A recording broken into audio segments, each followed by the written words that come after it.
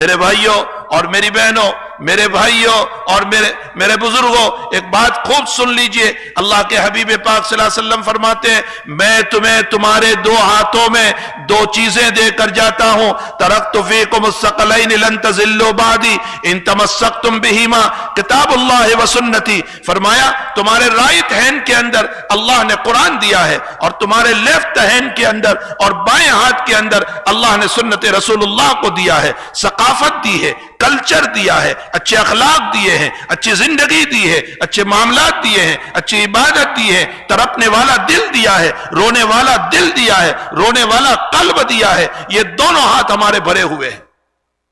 یہ دونوں ہاتھ ہمارے بھرے ہوئے ہیں، قرآن سے بھرا ہوا ہے، احادیث مبارکہ سے بھرا ہوا ہے، تعلیمات نبوی سے بھرا ہوا ہے، محمد الرسول اللہ صلی اللہ علیہ وسلم کی مبارک زندگی سے بھرا ہوا ہے۔ اب اگر ہمیں دوسروں کی تعلیم کو لینا ہوگا، اگر دوسروں کے کلچر کو لینے کے لیے جا رہے ہیں، تو پہلے قرآن چھوڑنا پڑے گا، اس لیے کہ جس ہاتھ میں قرآن ہے اس ہاتھ میں کوئی دوسری چیز نہیں لے سکتے ہیں۔ پہلے قرآن رکھ دو اور پھر دوسروں کی تعلیمات لو۔ یاد رکھو، اگر قرآن کو ڈال دیا دوسروں کی تعلیمات کو لینے کے لیے، جیسے آج مجاز بنا ہوا ہے، ان کا کلچر لے لو، ان کے اخلاق لے لو، ان کے کیریکٹر لے لو، ارے فلاں یہ کہہ رہا ہے ان کے لے لو، یہ زندگی لے لو، یہ طریقہ لے لو۔ اگر آپ کو دوسروں کے طریقوں کو لینا ہے، اپنے قرآن کو نیچے ڈال دو، اور جنہوں نے قرآن کو نیچے ڈالا ہے سوائے ذلتی کے اور کچھ نہیں ہوگا، سوائے رسوائی کے اور کچھ نہیں ہوگا، سوائے ذلیل و خوار ہونے کے اور کچھ نہیں ہوگا، سوائے بمباری کے اور کچھ نہیں ہوگا،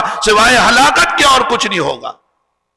اور اگر دوسروں کی ثقافت، دوسروں کی زندگی، دوسروں کا کلچر اگر لینے جا رہے ہیں، تو اس صورت میں ہمیں اپنے بائیں ہاتھ کے اندر جو محمد الرسول اللہ کی تعلیمات ہے، جو احادیث مبارکہ ہے، الف الف مرہ لاکھوں سلام ہو اس ذات اقدس پر، کروڑوں رحمتیں ہو محمد الرسول اللہ صلی اللہ علیہ وسلم پر، تو پھر ہمیں اللہ کے نبی کی تعلیمات کو چھوڑنا پڑے گا، تبھی کوئی چیز ہمارے ہاتھ میں آ سکتی ہے۔ ظاہر سی بات ہے، قرآن بھی چھوڑ دو، احادیث مبارکہ بھی چھوڑ دو، اور دونوں کو چھوڑ کر کے دوسروں کا کلچر لے لو۔ اگر دوسروں کا کلچر لیا اور میرے نبی کی تعلیمات اور مقدس قرآن کو چھوڑا ہے، تو سوائے ذلتی کے اور کچھ نہیں، رسوائی کے اور کچھ نہیں۔